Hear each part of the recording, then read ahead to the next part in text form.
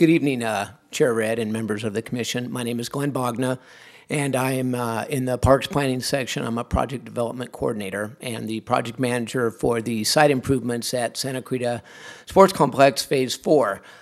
Real quick, I'll just say it's kind of ironic that I put the skater picture up there because this project has seemingly been come to known as the skate park project, but as you'll see hopefully in this update, there's a tremendous amount of other amenities and work going on at this site besides just the skate park, but that seems to have captured everybody's attention, so therein lies the picture. What I'm hoping to do in this update is to kind of briefly give you guys an overview of the site and kind of how we got there and where we're at today. This is the master plan for the entire development.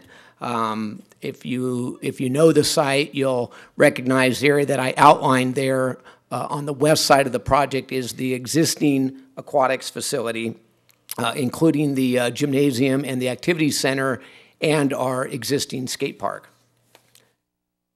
And obviously, at our at our aquatics facility, we've set the bar pretty high with the quality of the workmanship and the amenities that are there. I'm thankful that we involved RJM Design Group and Site Design as our design team for the phase that I'm going to be talking about tonight. They were instrumental in a lot of the master planning and the processes that we've been through already. The portion I want to really focus on, though, tonight is Phase 4, which is just east of the existing facilities that are there, captures in that little outlined area on the master plan about an additional 15 acres that we've got graded out right now that will be part of the improvements for what we have called Phase 4 of the Santa Clarita Sports Complex. Some of the things that you'll see there, and just to give you kind of an idea, we've been working closely with the engineering group with Balvinder Sandhu and Terra Concepcion on the grading and the design for the project to get us to this point to match what we've put in our master plan. And as you can see by this illustrative, starting up at the top of the screen, that this is orientated north, so to kind of get your bearings, that intersection at the top in the middle of the page there is Center Point and Ruther. That corner will be the location for the new skate park, the 40,000 square foot skate park, which will also include a restroom, staff/concession building, parking area, and the turf area. As you work to the east, you'll see the interim dog park, and then coming to the rest of the project south, we have outdoor basketball courts. We will be talking about the future gymnasium, which is directly next to the existing one, and additional parking, landscape, trail, lighting, shaded picnic areas, quite a package out there. In response to the community, and I think Rick mentioned earlier the community outreach that we did and the public participation process that we went through in the design, not only of Phase 4, but more recently with the skate park. And part of the concerns that came up recently were the, is it really noticeable that I'm choking? Got a little bit of a sore throat. Must be the yelling at the contractor. We developed this phasing plan to break up the project a little bit more so that Val, who's overseeing the engineering and the grading and storm drain project, and Tara eventually with the gymnasium, we would be able to keep the existing skate park open as long as we could. So what you see there is kind of a response to that, and that Phase 1 area up at the top is where our proposed skate park, the future skate park, is going to be, and so that's the area that Bal's group and the engineering contractor that's out there has already turned over. They've graded and all the infrastructure work in there and turned that pad over to us already. And then as we move through the site, we'll be working on that portion. We're going to have that section opened up while Bal is finishing out the rest of the site, and then we'll just kind of chase him south through the project, and you can kind of see we wind up back over in Phase 3. With that, I want to introduce Balvinder Sandhu, who is an associate engineer in our Public Works Department in the Capital Improvement Project section, and he's going to talk to you a little bit about the grading and the work that they've done already. Good evening, Chair Red and members of the Commission. As Glenn mentioned, my name is Balvinder Sandhu. Sandhu is Sandhu. That's easy. I think we got it. So Okay. what's so difficult about that?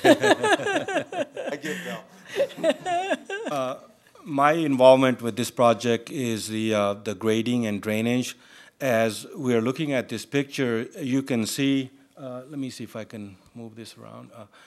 You can see the existing facilities that are here. Glenn mentioned about the, oh, this is not going in the. Yeah. Yeah. So this is the activity center and existing gymnasium, the swimming pool and aquatic center, and then the parking for the aquatic centers. And prior to start of grading, there's a big county debris basin here that was a big hurdle in the way. As we were initially trying to design the skate park, and the skate park was kind of limited to this area. When we got back with our design engineer and design team, and we kind of looked at the creative way of trying to get rid of this basin so that we can utilize all of this space to maximize the use of space. To do that, we had to work with the Los Angeles County because this is primarily their basin. And what we did was to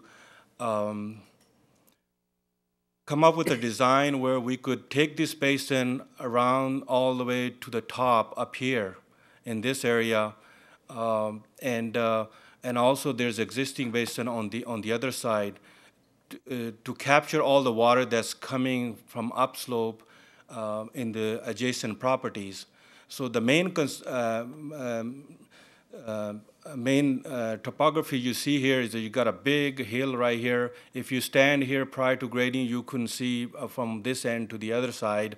But our scope of work involved getting rid of this basin and coming up with the storm drain system that required putting a basin up here and putting underground storm drain system to carry the water past this point in two different storm drain systems. One is to capture all the water from our 30-acre side, and the other to capture all the waters that's coming from upslope side, and divide the water and run through the county to meet the county requirements, which we did. So that was a big part of this design that we worked on. Currently, we are grading. As Glenn mentioned, we did it in 2 phases. The purpose was again to start with the new basin area first, so that meantime we can keep the existing skate park open as long as we could or we can. The phase 1, which is right here, where the new skate park is going, has already been graded and turned over to Parks, and right now construction is underway. And we've graded some of this hill right here as a part of phase 1, and then kind of working our way from here up towards this way on around the back side of the project. So if you switch to the next slide. Oh, that was the next slide. Okay, so the next slide is this is the skate park's already graded, and it's in construction. And we're working our way up to the south end of the project, where there's quite a bit of landslide. All this area is a landslide that we're removing most of the landslide and buttressing this slide here with a stability fill. So all the way around here, we're going to have a stability fill. Sorry. All the way around here, we're going to grade this area and provide a stability fill, and this area will be used for parking, and all the way around the building, and the rest of the area here, there'll be it'll be graded pad for future. Where you have this here is Future development. development in this area. the challenges, like I mentioned, was the drainage part, getting the basin up, and then working with the landslide. And in this process, for this project of 15 acre, we're moving more than 500,000 cubic yards of soil. So that's a significant amount of grading work. So it's about 6 months project, and it started in June, middle of June, and we're gonna probably end up finishing it somewhere around February with the completion of grading and drainage.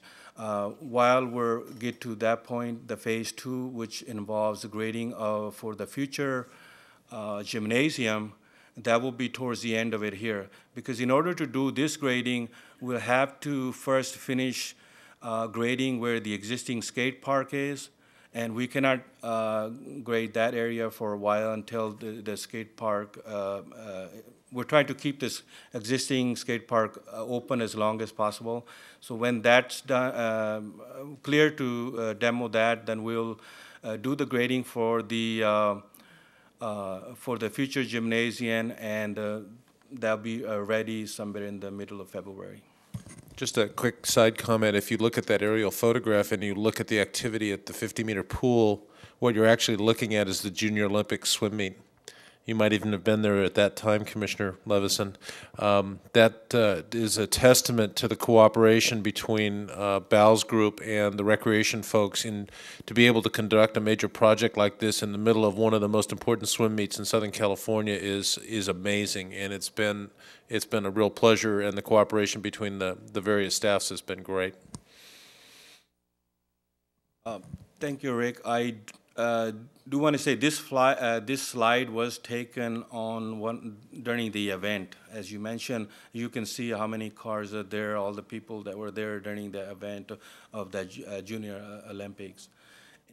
And one of the challenges for us during that time was try to keep this area open, because this is where we were constructing our storm drain and sewer that's going to lead to the future gymnasium. This is kind of overall picture of grading plan. As I mentioned, this is kind of reverse order. The skate park is over here. This is the future grass or all-purpose field. And as you can see, there are different lines. These are all the utilities that we're working with. We took out the old basin and we're putting it over here where we buttress the landslide and provide a stability field all the way around, and another basin to collect water that's coming in from the adjacent properties. Again, this is the 15 acres of the 38 acres, and then the future next phase will consist of whatever we do down here. All right, thanks, Bal. We'll have a chance at the end if you guys have any specific questions for each of us. I want to introduce Tara Concepcion right now. She is actually going to speak to the next little component of this, which is circled there on the Phase 4 plan, which is the future gymnasium. Tara and Bal and I have been working together on this project for, seems like forever, but a couple of years. Tara was real involved early on with all the design efforts on the grading and the engineering. Then Bal was managing construction, and Tara picked up the design element for the gymnasium. So she will go ahead and speak to that. Good evening, everyone. Just want to say sorry that us engineering folks will never be as colorful and fun as Glenn. We're a little more nerdy. As Glenn explained, I was the project manager during the design phase of the grading and drainage, and then Bal has great experience in construction and grading and drainage and soils engineering, so he took that part over, and I can focus my time on getting the gymnasium built. We're going to have a fabulous future gymnasium expansion. It is 22,000 square feet. It will be on the back side from the other photo, that's fine, you don't have to go back, there you go, on the existing gymnasium. We actually have the same architect that did the design on the original gym.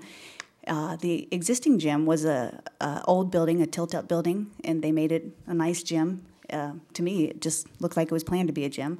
But the new gym will be on the back side of it, and we'll make it the style consistent with the architectural style that's out there, but definitely be a little more interesting. We'll pull in some of the architectural features of the aquatic center, like the arched roof. There you go. And keep everything real consistent looking out there.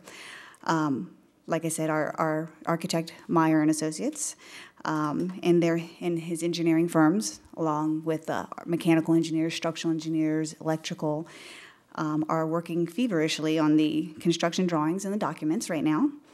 And another, not only will this be a fun building for the children, the building will include 2 basketball courts, and I think 4 possible indoor volleyball courts that could go in the opposite direction and play volleyball instead of the basketball. It will have restroom facilities, offices for staff, and we are going to open up from the old gym to the new gym in the glass court area, and that area will become a play area for younger children. Parks, as we planned everything, the Parks group, and actually Shannon too was involved, thought it would be a great idea to have the younger children. A lot of times I've actually taken my little guy there to watch my husband play, and he was playing on the bleachers, and he, what are you going to do with the 2-year-old? And he kind of fell down, and we got him. But it was a really great idea to have a little area for the children to play in while their brothers and sisters or their dads are playing basketball. So we're going to have a children's area in between the 2 gyms. And we'll also have a lobby area for the teams to meet and hang out before they start their games. Not only will this be a fun and fabulous building for everyone, we also are going to make this a green building, and we are striving for a LEED silver certification. I'm sure all of you have heard a lot about the whole green building thing, and we have already done that in the past, and we will continue to do that with this building. We plan to start next spring after Val's done with the grading and Glenn's going with the skate park. This is another view. This is the roof. It's kind of hard to understand. If you were looking down, it doesn't really have things coming out at you. Do you have a floor plan? There you go. And that's the floor plan. I guess that would have made more sense to go through that. The upper portion up here is the existing gym. It's the back side of the existing gym. Here's one of the racquetball courts. The activity center is right over here. And then they cut off the basketball. You can't see the basketball courts. And then here's one of the racquetball courts. Here's the existing glass racquetball court, and then here's the other one here. Since we are removing and coming through the building here and not having that existing glass court, we're going to make this one a glass court. And then this is where you come through. Here's one of the basketball courts. Here's the other one. And then here would be the 4 possible indoor volleyball. This is the reception area and lobby. Here's the entry to the building, the restrooms. This is the hangout area for the teams before they start their games. And then this is the office area. I think that's about it. Okay, thanks. I'm going to shift gears and jump back a little bit to the other portion of the project that we're actually currently under construction on, and that is what we're calling Section 1 of the Phase 4. And this includes the skate park, the turf area, and the parking. To kind of give you a little breakdown, this project started August 18th, and our goal, and Rick reminds me of this every day, we are going to have a grand opening in February, apparently, 6 months from now, regardless. And so within that section, we have our 40,000 square foot skate park, an additional about 90 parking spaces. All the utilities will be in this section for the future sections that are coming, all the lighting for the skate park and our pathway and parking lot lighting, the landscape, obviously, fencing, and the restroom facility that I mentioned earlier. Bal talked real quickly about this detention basin from LA County, and I don't think it can be said enough of what a huge feat this was for us to get the county to let us, one, eliminate this and split up the watershed areas into 2 different zones. After hanging out with these guys for the last couple of years and hearing all the county arm wrestling matches and stuff, I mean, I think when we first started talking about this site, we always thought that we would just utilize this detention basin as a field of some kind that we anticipated flooding out in the winter. So the fact that this big basin went away and turned into, you know, it allowed us back then when we first started talking about the skate park, I think it was around a 20 or 25,000 square foot skate park. And through the process, when we realized this basin was going to go away, the skate park grew to about a 40,000 square foot skate park. So again, I just don't think enough can be said to commend these guys for getting that through the county system. So as we mentioned earlier, we are in construction right now. So we took that lovely graded skate park and now we're digging a bunch of trenches through it to run all of our utilities and our drainage and our lighting and stuff for the skate park. And that's a picture that you see right there. Just a little side note for you, I captured this picture off the webcam today. We had our tech services guys realigned one of our cameras out there so that you can see live footage. This is just a still shot, but every, I think it's 8 seconds. If you go onto the city webcam under the Santa Clarita site, go to the skate park, and I think it's actually santa-clarita.com/skatecam. And it will bring you to this link, and you'll just see the camera, and it'll kind of be blurring along through, and you'll see the work going on out there. And what we're going to do is we're saving a couple pictures a day out of this, and at the end of the project, we're going to do one of those high-speed condensed versions of what anguish we went through for a year. Yeah, and the 2 years before that. Make it seem like it was nothing. It'll all go by in a minute. And then as we move into the next section, we're going to move south through the project, and this portion here will pick up after the grand opening. This will include, you know, the beginning of our pathway up the hill, the roadway extension, which currently is the loop that goes around behind and kind of ends right at the skate park, the existing skate park. That is going to be realigned and become part of our new loop road to the next phase. We'll have all of our utilities stubbed out for the gym, for Tara's project, outdoor basketball courts, and some shade structures. And, of course, we'll finish out the temporary dog park. This is just kind of give you a little glimpse of what it looks like out there. This is looking up the loop road, and you have the activity center on your left, and you're looking south pretty much at the back end of our project. And to kind of orientate you a little bit, if you look at this telephone pole right here, that's pretty much the southwest corner of our property. And right now, that entire area has been opened up because the loop road is going to get realigned actually to the outside of that little wall that's left over there. And then this is, as you come around the bend, this is the back side of the activity center and gym. You can kind of see the existing skate park right here. And we had this levee, and this is the area way back here where Bowles project is moving that basin to capture all the watershed from south of us that comes through the hills.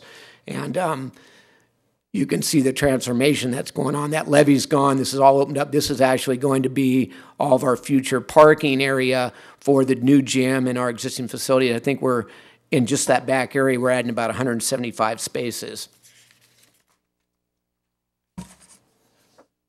And then the final section, as part of one of the challenges of this project, is that we've been charged with keeping our existing gym and activity center open the entire time, along with the aquatics facility and all the other operations that we have. So what we did is we left out this little piece here, this north parking area, which is in between the pool area and the activity center, for last. And what we're going to, what we required the contractor to do was to finish out all the new parking behind the gym and the activity center and all the other improvements, the basketball courts. Pretty much everything else is going to be complete except for that. And then we're going to come in on that section last, and that last probably a few weeks or a month, and renovate that parking area and kind of give it a facelift and make our new connections over here to what begins the access into the new phases of the park, and will tie into our access and our accessibility issues with the existing facilities. That pretty much does your high-speed tour of Phase 4 and what's happening out there. I'll be available for any questions, as will Tara and Bao, if you have any. Thank you very much, Glenn. Any questions from the commission? Yeah, can't we do subterranean parking and put in another 50-meter pool? That's a question for Bao, I think. That sounds like engineering problems. What do I know? I think it's great that it's we're exciting. finally getting going on this. The existing skate park, which is probably the biggest hurdle we had going forward with this plan, that's still in use right now, right? Correct. We are going to leave that in until November 15th. They figure the 15th of November. So how long do you figure that will be Down. closed before they open? We're the anticipating opening in February, so about 3 months, maybe a little less. One of the questions, and I was going to cover this and I blew by it, but what we get asked frequently is with the existing skate park location and why we stuck it behind the building and now we're moving out front, and why are we tearing out the old skate park that we spent money on 10 years ago. At the time we did that, we didn't own the 38 acres, so that was the last piece of property available on the site to do the skate park, so it really was kind of, shoehorning it in that last little corner, and at the time, it was a great amenity, and there's still a ton of kids out there every day. So therein lies why we pushed out and Bow's woe into the winter season to let him come back in and finish his grading afterwards. I remember before the original skate park was put in, going around and looking at skate parks all over Southern California to get ideas and see what exactly the kids were doing and actually talk to them and find out what they wanted. Putting in this 40,000 square foot skate park is just, this place is going to be on the map for everywhere. It's going to be absolutely incredible, and the kids will be coming out from all over the place, because I know a lot of them that I spoke to in various towns around Southern California had come from other places to go to the skate parks I happen to visit. And I can just see the number of kids in that going crazy. One of the other questions I had, once the Phase 4 is complete. That didn't take long. God, I there didn't be realize light. it was so dark in here. Once Phase 4 is complete, what amount of land, if any, usable land, if any, will we still have at that in that 38 acres? I think the answer is about 12 acres. If you go back to the master planning process in 2003, when we sat down and started working on what this site would look at, roughly the southern portion of the 38 acres that we bought, and maybe I'll go back and do my math correctly here. There's an existing 20-acre site. The city bought 38 acres east of it and added it to the 20-acre site to make 58. And as a result of the realignment of Center Point Parkway, which used to be Redview, we picked up some more land. So the total site is 60 acres. So we have developed 20. We're developing another 15 right now. So how's my math doing? 35. That leaves us about 25 acres left. Unfortunately, almost the entire half of the remaining acreage to the south is an ancient landslide and cannot be developed with major facilities on it. So it will end up being trails, more or less open space land. And there are some plans, potentially a BMX site, that type of a thing. The next phase of construction, if we had enough money to do it all at once, would include 2 multi-use sports fields, and our intent is field turf for the artificial turf, relocation of the off-leash dog area to a permanent site, and a BMX area. I think that was the main reason for my question, and being very careful to use the word usable space, because I know that once we have the new flood control system in, that's going to be required for this project. That's going to take up some space, and working around that for additional field space and stuff, I would see that a possibility. I imagine it would be pretty difficult for structures. One of the reasons we went to a master plan back in 2003, when we actually adopted this master plan and brought RJM Design Group in, is that their expertise is figuring out what's possible on the site. And they're the ones who identified the ancient landslide 5 years ago, and they designed the amenities that we have planned there around that slide. And they anticipated the majority of the hydrology issues. I mean, probably not to the level that Bal Sandu has to deal with, but we fully believe that everything that we have on the plan can be built on the site. No, I can't wait for the ribbon cutting. Thank you. Real quick, I'd just like to interject one thing too. Part of the process that I blew by in our 2 years of setting this up was we also went through an environmental process. And part of our requirement from Fish and Game was that we had to mitigate some of the native and natural vegetation that we disturbed in the grading, as well as some other habitat that we had to mitigate. And some of those areas that we've identified that are on the southern area and those kind of non-buildable areas, conveniently enough, fit the criteria for those to be mitigation areas. So some of our mitigation is going to happen in that kind of open space area. So we're kind of fortunate in that we're being able to do both those things in the same area. So it does give us a little bit of buffer, and it's an area that we really can't build on, and it was part of our requirement for California Fish and Game as well. So. Everything? I'm just really excited. It's just, you guys are such geniuses, and you've done such a great job. It's really exciting. Mr. Cornell? I'm very excited to see it completed, and I can't wait. Holiday? Likewise, I want to see the skate park open up and see all those kids skating again. I am. Maybe we'll, I'm sorry. I was going to say maybe we'll set up a special preview for Parks Commission. We'll get you a helmet and a skateboard. Those days are long gone by. I can be a good spectator. I still have my skateboard in the garage.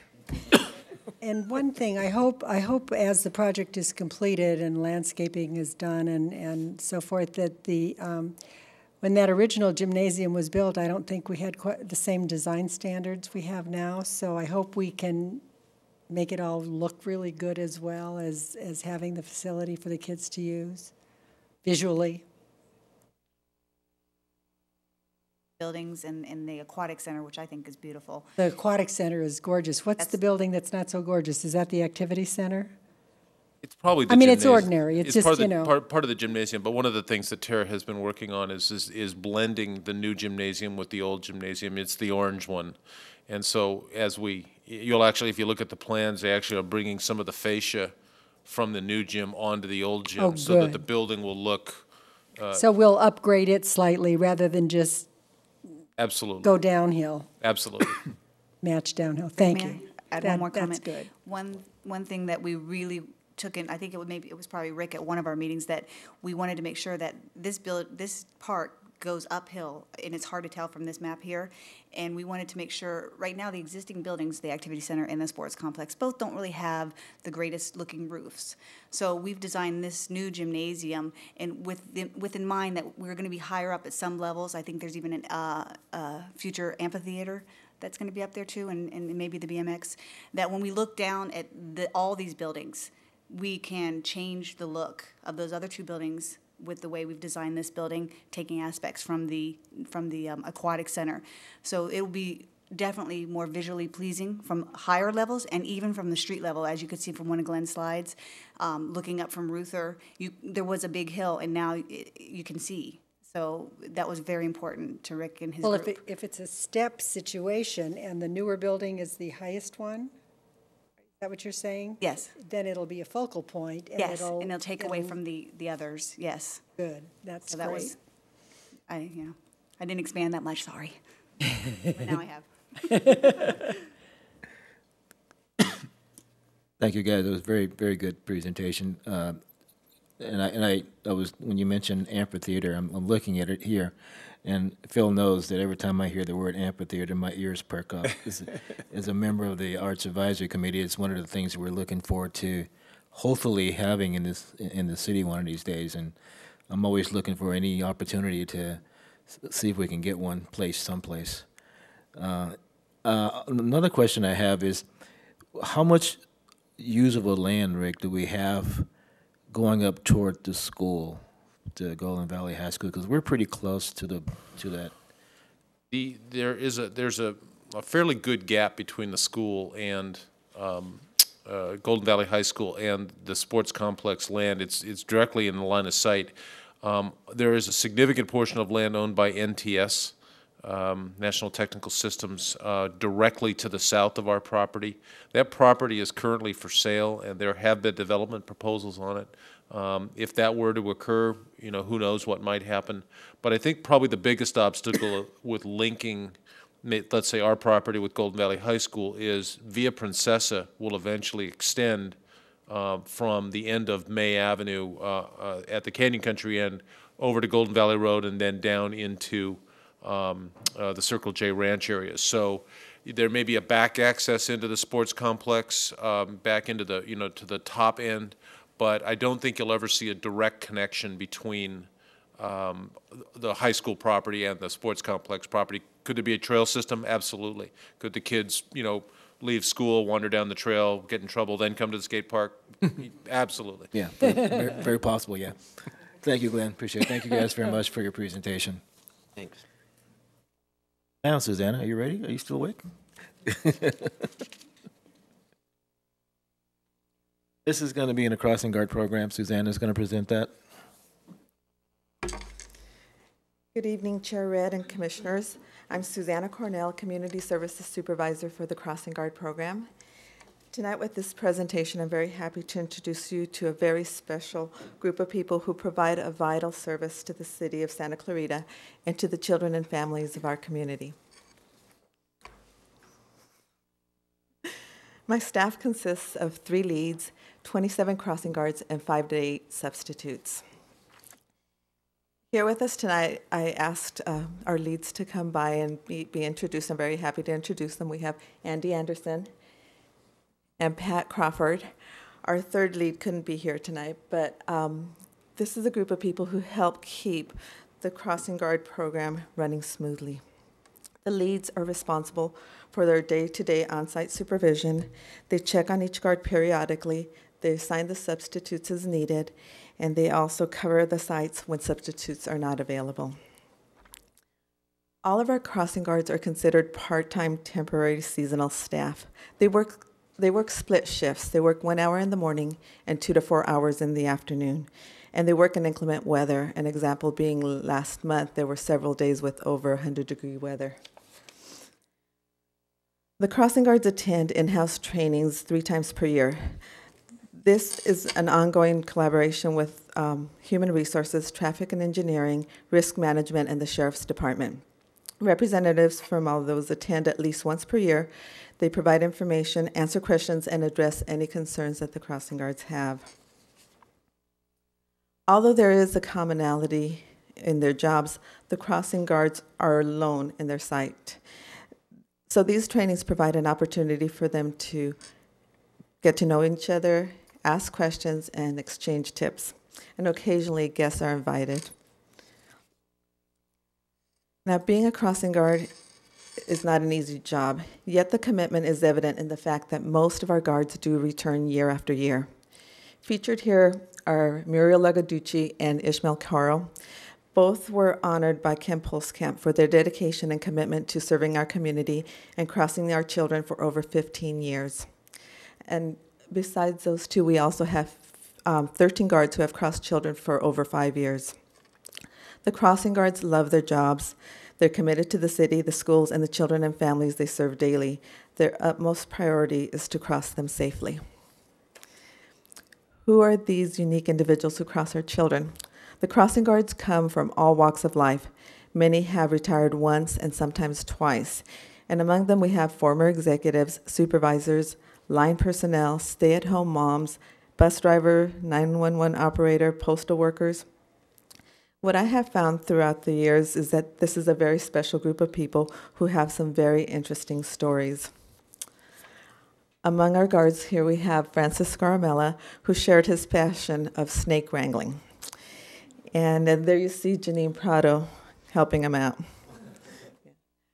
We also have a gentleman by the name of George Hammer, who was Dean Martin's bodyguard, Edie Gaskins, who lives in Palmdale and drives veterans to the VA hospital in Westwood every Wednesday, and Ed Petros, who has a daughter that works for World Vision in Singapore, and another daughter working for the United Nations in Darfur.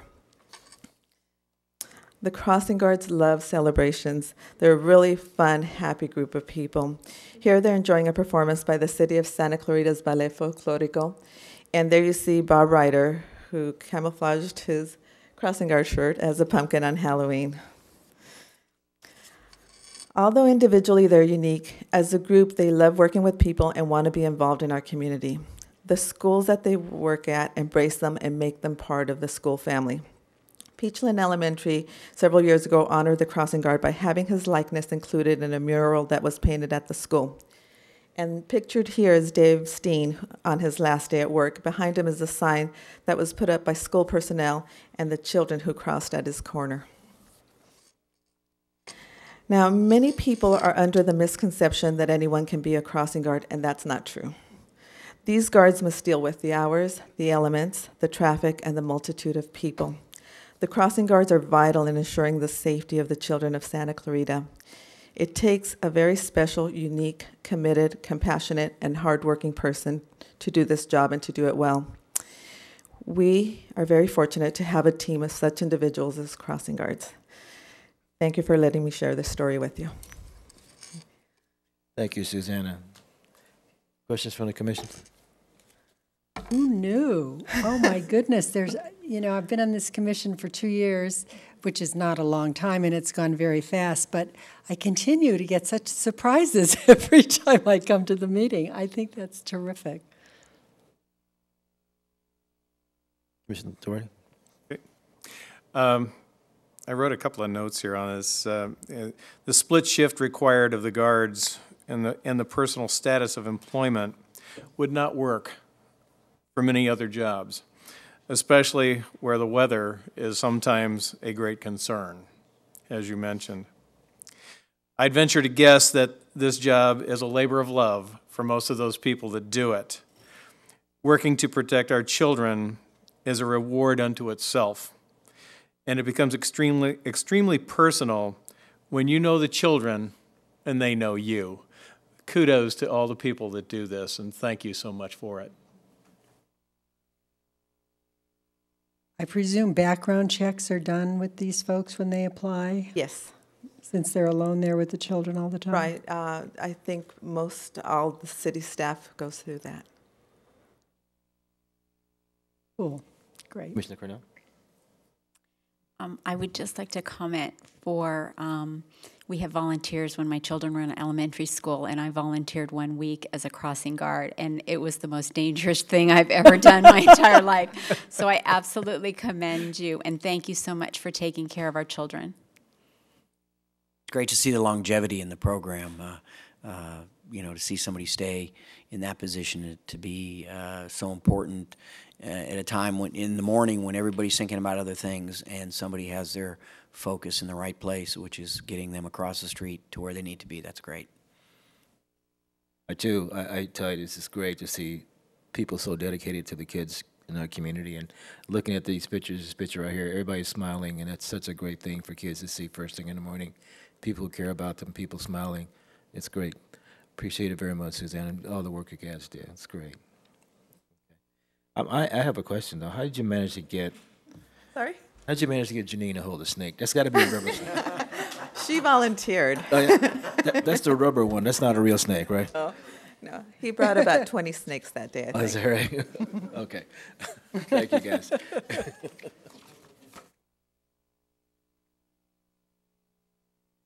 Okay.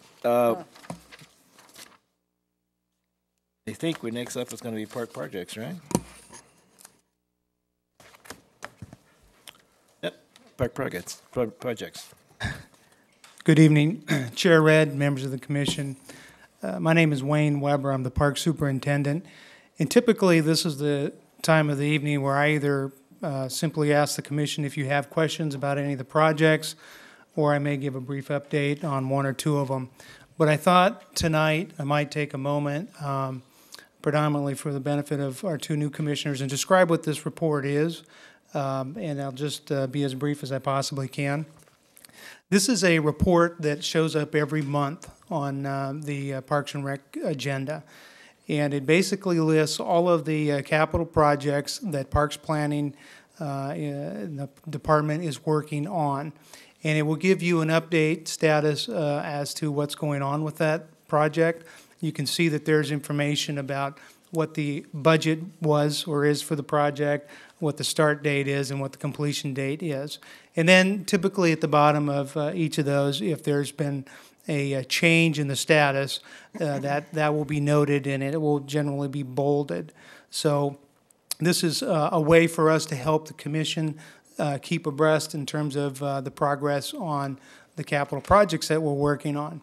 The latter part of the report also has information about developer-built projects, and so we may have a developer who is working on trails or parks that we have conditioned of them, and this is our way as well as keeping the commission informed about what's going on with that. And then finally, the last couple of pages is really an inventory of what we have in our system, and we try to keep that as up to date as possible, and we keep that in the commission packet as well. So you can see that we have listings for developed parks, listing for city-owned open space, and it quantifies the number of acres. So this is really a good cheat sheet, if you will, for everybody to use in terms of quantifying what the city currently owns. And then the back page is also information about property we own but may not be a developed park yet. So a lot of good information in here. Would be happy to spend more time with you on that. And I guess I would kind of close by asking if there are any specific questions. We've talked a lot about capital projects tonight with the Phase 4 update. But if there are any specific questions, I'd be happy to answer those. Questions from the commission? I have a couple of questions. I'd like to know if we would be able to get a report on the progress of the Sand Canyon Phase 3 is in the design stage, I believe, in the trestle area. And I'm quite interested in knowing what the progress is with the MTA permit and all of that, just the project in general. I can absolutely answer that. We have been, the Sand Canyon Trail, the third phase has been designed, and that phase continues the trail north of Roadrunner to Lost Canyon Road, and it goes beneath the MTA railroad tracks. Part of our funding allowed us to design the project and submit that design to the MTA for their review. We have done that, and the MTA has basically said that they are absolutely fine with the design as submitted, and are working on sending us basically an approval notice, and are reserving the what they call a right to pass certification until we are ready to build, because it's just kind of a timing thing. It's really your construction agreement, and so they are holding on to that right to pass agreement until funding becomes available, which it currently is not for the construction.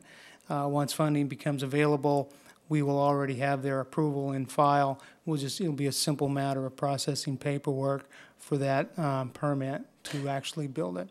So the fear that there was going to be a big grading issue and all that hasn't materialized, because of going under the tunnel and the height and all that sort of thing? They have not expressed concern with the current design that we have submitted. That's so good it's news. Very positive news. That's very good news. Mm-hmm. Okay. On the trails again, we're having a lot of problems in Sand Canyon on the existing sections of trails with ATVs and golf carts. Do we have any signs on those trails that say motorized vehicles only? I keep looking and I don't see it. And if we don't, we need them, and we need more than one. We have been made aware, particularly the multi-use trail that borders the Robinson Ranch golf course. And over the past probably 6 to 8 months, we have been aware that motorized vehicles have been accessing that trail. We have signage up.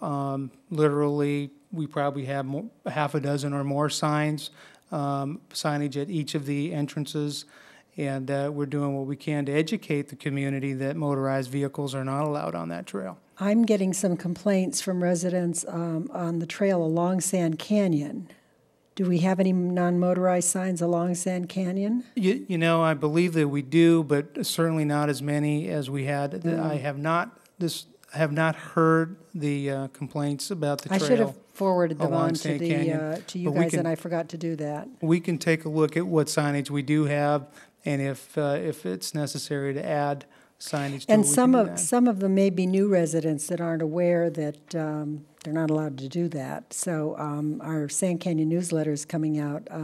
It should be out in a few weeks, and I put a blurb in it stating that it's a city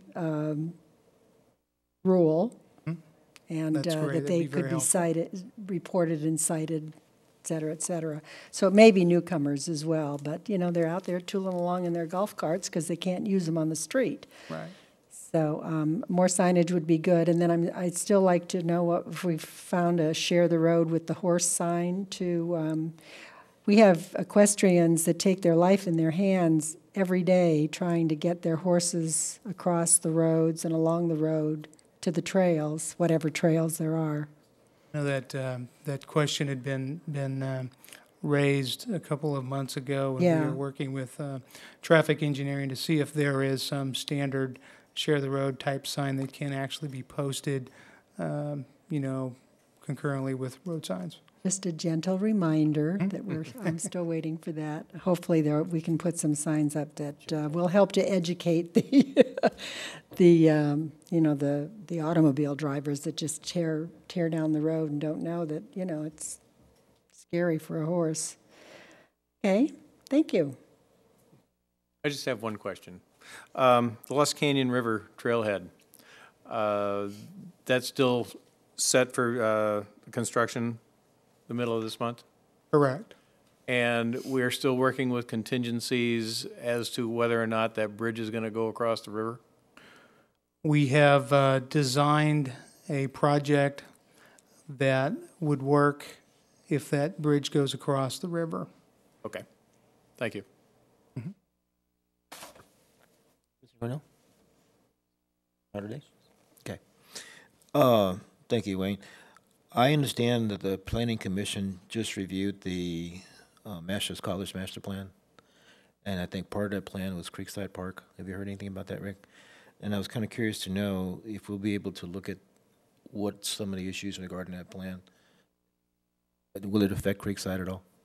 We certainly can bring the Masters College Master Plan before you and have the planning staff give you an overview of what's contained in it. I am not aware of the Planning Commission's action last Tuesday night. In general, what the master plan called for, and I have not seen the latest iteration, but it called for the extension of Dockweiler Drive to become the main entrance to Masters College. When that happens, it bifurcates the ridge that overlooks Old Town Newhall down to where the existing dormitory can be seen. That land on the east side of that ridge line all the way into Creekview Park, which is owned by Masters College. Yeah, we lease that land. I think it's for free, isn't it? Mm-hmm. Yeah, we get it for free. That land is not owned by the city. One of our several parks that's not owned by the city. Oh, really? That land essentially is cut off from the college, and part of the master plan calls for the construction of some I believe, single-family homes on the below the ridge line on the east side of that roadway overlooking Old Town Newhall. One of the conversations that we had with Masters College at the time is that because of the parkland dedication requirement that we talked about earlier this evening, that would exist, that it would seem logical to us as part of the master plan that the ownership of the land for Creekview Park come to the city as a result of that development, as well as additional parkland, perhaps, and don't get my east and west confused here, on the east side of Newhall Creek. The Creekview Park is on the west side. The creek on the east side is essentially some vacant land owned by Masters College. That land is extremely challenged. To expect a significant active park site there will be, it'll be another one of Valvinder and Glenn's miracles, basically. It's by that whole piece of property is bisected by the MWD waterline easement.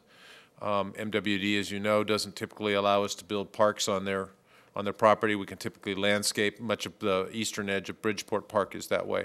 But miracles have happened. So we think that should that master plan be adopted, it will give us some opportunities to look at ways not only to acquire Creekview Park permanently, but also potentially to expand it to the east side of Newhall Creek.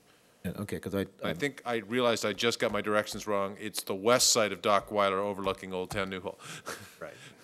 yeah, it would be nice to know if we can get some kind of, improvements to that park, maybe through the master plan if they plan on doing anything. That's sort of been our intent. I think Creekview Park, since we don't own it, making significant improvements to that park, especially because of the access through the neighborhood, is very difficult. There's no really way to provide parking. It is really, truly a neighborhood park. So when you expand it, the only way to, if we were going to go in and make significant improvements, is to provide another method of access. And coming off Dockweiler, perhaps a footbridge over the creek, something like that is sort of the discussion that we've had. It's in a very conceptual stage. It will depend on the progress the college makes towards building out their dormitories and their chapels, because there'll be triggers in there that then would turn the land back to us, and then we would begin the planning process. It'll also depend on the calculation of our in lieu fee. It may be that the value of the land satisfies the Quimby requirement, and there will be no funds, so it'll then wait for the city to come up with the general fund money in tax dollars to make park improvements. It may be the reverse of that. The land may be not the full obligation of Quimby, and we may have some money to make some improvements. It remains to be seen. Okay. Thank you very much, Rick. Appreciate it. I also heard tonight when we were talking about the activity center expansion, the building is going to be a green building, I understand, with some. Is there any talk of maybe going back and retrofitting some of our existing facilities for green? Ever thought about looking at that? Maybe converting some of our facilities to maybe solar panels or something like that? No. Thank you. Good answer. I guess I would have to take those on a case-by-case basis and talk about the individual facilities. For example, when the Aquatic Center was built, we looked at solar and cogeneration as potential energy possibilities. The field of solar panels that we would have needed to heat that pool in the winter would have covered the whole 38 acres. The technology wasn't at a point where some of that made sense. Right. Are we staying abreast of what's going on in the Parks and Rec world and looking for opportunities? Absolutely. Okay, because I know the council is talking about doing wind generators. What is going to, how we're going to bring up some kind of codes for regulating those wind generators. So it might be something we can think about in the future. Okay. Thank you very much for the park update. Now we have staff comments, right? Well, this has been a long meeting, and I apologize. So I'll try to be brief. Some of these I think you're already aware of. These are some calendar highlights. The Day for Kids event is September 20th in Newhall Park. It's a joint venture between the Arts and Events section and the Boys and Girls Club. It's a totally free event, and if you have the time to get down there on the 20th, we'd encourage it. The city's annual river rally, this is the 14th year, is on Wally Canyon Road off Via Princesa, east of Old Orchard. And I have that on the 14th of September. Oh, it's also on the 20th as well. There is the city is sponsoring a wine tasting excursion to Solvang in that same time frame. If you're interested, it's one of our recreation programs. Teen Scene Unplugged. Wow. Our annual event that targets the teens. The topic this year is understanding the teen brain. And if you haven't been to this event, it is a fabulous event. It's amazing. I've yet failed to learn something at this event, and I would encourage you to go. It's at the Hyatt Valencia on September 24th. And then finally, our big event for the upcoming month is one of the city's bigger events, which is the Street Art Festival in Old Town Newhall on Saturday and Sunday, September 28th and 29th. It's 10 to 9 on Saturday and 10 to 6. Phil and most of the remainder of the city staff, including the Public Works folks and the sheriffs, will all be out there enjoying it. And it really is a fabulous event. It's a nice drop by, and we typically have some opportunities for you. Toy's waving at me, so I'm going to give her a chance to talk in a second. One thing I'd like to talk to the commission a little bit about, from an organizational perspective, I think we've scheduled a tour for all the commissioners to go out and take a look at some of the facilities and the open space that's happened that many of you, in fact, some of the things I haven't seen that have occurred in the last few years, and really an opportunity for us to go out and tour the community. It's scheduled in late October, and an opportunity to begin to get to know each other and that type of thing as well. It has been sort of the practice of the commission when there has been substantial change on the commission over the years to conduct a team building or strategic planning session so that it's an opportunity not only to get to know each other and how you work together, but to work with the staff and look forward to the next 4 years. I would like to suggest that the commission consider that option. I don't particularly have a time frame in mind. I would think it would probably be smart to wait till after the tour, but and then unfortunately you get right into the holiday season, and perhaps trying to cram it into early December may not make the most sense. But perhaps January or February, after we've had an opportunity to go through a couple of meetings, we would be happy to try to arrange something if that is if there's a consensus of the commission that you'd like to get together and spend a Saturday morning, probably 5-6 hours sitting around. We typically have brought in an outside facilitator who helps us work through issues and talk about how we're going to work going forward. And so I'd be interested in your feedback. Dwayne? Absolutely. I took part in that, as I mentioned earlier, when I was on the commission the first time, and it's very worthwhile. So I'd like to be involved in that. Absolutely. Really, I don't think you were around when we did it. Yes, I Okay, found you it did. very helpful. When I first came on the commission, we did it, and that's when I found out that Rick was such a water fanatic. So you find out a lot of good stuff. No, I think it's worthwhile, definitely. I thought it was very worthwhile, and I'd like to see it, if we can do it again. And I think, I don't know if going on the tour, maybe doing the team building session in the morning and going on the tour in the afternoon, if that's going to be enough or it's too much in one day, okay, then maybe we can look at I think doing it on different days. I think we could wait till the first of the year. I don't think there's any rush to do it. Personally, I think it's helpful to do it any time. Okay. And the holidays are crazy, so yeah. Dwayne, what do you think? Any time period that you have in mind? I think January, February would work out. I mean, you try to do two things at once. I mean, I know that the tour is during the week, so it would be difficult probably to do both on a weekday. Where the team building program, I know we've done on the weekend on a Saturday, and that's worked well because nobody's in a hurry to get somewhere, and we can spend the time necessary to get through it. I think we did it last time. It was on a Saturday, wasn't it, Rick? Yeah. Saturday morning? Saturday morning. Yeah. I think so. Remember. Still on vacation, Rick, I know. Any comments? Any I would time be period? agreeable, yeah, Okay. whenever. Mr. Holland? Sure, I'm open to the Okay. Why don't we get together and talk about it? Sure, absolutely. come up Now, with some time. Toy had the staff comment? Yeah, I have The a State of the question City about luncheon that. is The September 17th. 17th. September And you're all 17th. invited. I'm sure you've received your invitation by now at the Hyatt Valencia. Did we? I don't I haven't seen remember, it but yet. my question. Let's put it this way, it's in the mail. Yeah. My mail gets here a little faster than your mail gets here. Well, and Oh, there it is, right there. It's right here. It's here. my question is, the tickets were provided to the commission last year, and I think I requested, are you listening, that we have reserved seats because so many at functions like that, so many tables are bought by developers and they're, filled up, and then here we go scrambling around, sitting all over the place. So it doesn't have to be a table for the commission, depending on how, obviously, there's only 5 of us, but even if we were all 5 to do it, as long as we have a table that we're assigned to, I think it would be very nice. We'll see what we can do. Thank you, I appreciate that. I already have mine assigned, so. Great. Okay. Where are you sitting? I would love to entertain a motion to adjourn. I move to adjourn. And the meetings aren't usually this long.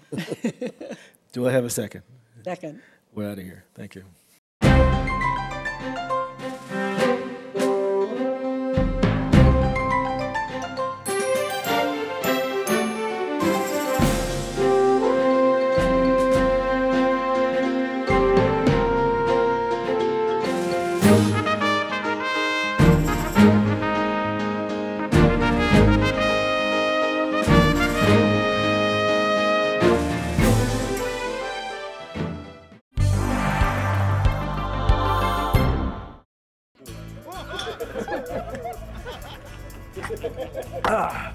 Hey, Mike, give me another one.